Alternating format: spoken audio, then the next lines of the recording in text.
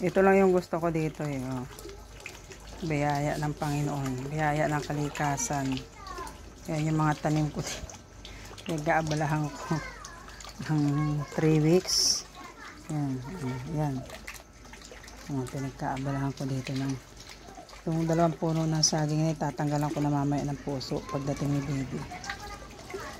Banana heart. Yan. Ako tinatamad pumasok doon sa banyo. Naglulublob ako dito sa loob ng banyera. Nagkakasya ko yung sarili ko. Ako naliligo. Dito na ako naliligo sa labas. Puno yung... Pwede naman itong hose dalhin doon sa kubeta eh. Sa banyo. May 2 drum ako doon.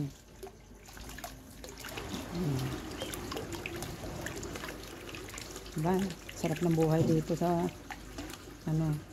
Lalo pag maulan, lakas ng tubig na yan. Eh, marami akong tanim doon sa likod. Ayan o. Mapakita ko sa inyo. Ayan. Mga tanim ko dito yan. Yung bumagyo. Yan o. Yung mga kalabasa, ampalaya, naglutangan. Doon kayo nilagay sa ano eh. Ayan. Nakarating dyan yung ampalaya. Ayan, kalabasa. Buhay na yung aking alugbati. Kasi ito, bukas, bubunutin ko ang 2 yan. Kasi dadalhin ko yan sa Maynila. Yan, yan mga ampalaya. Yan, pandan na tinanim ko.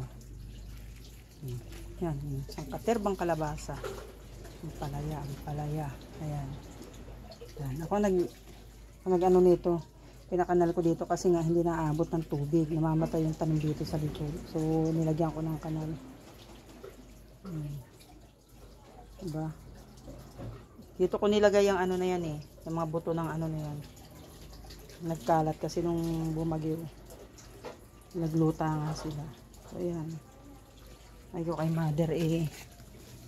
Ito, lagyan niya na ng balag. Kasi hindi ko na maaasikaso.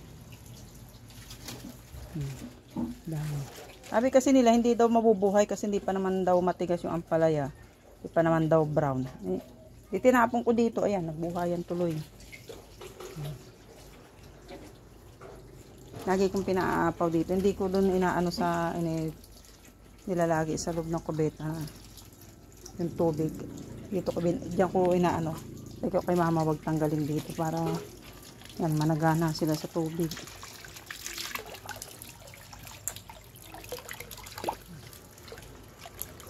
Diba?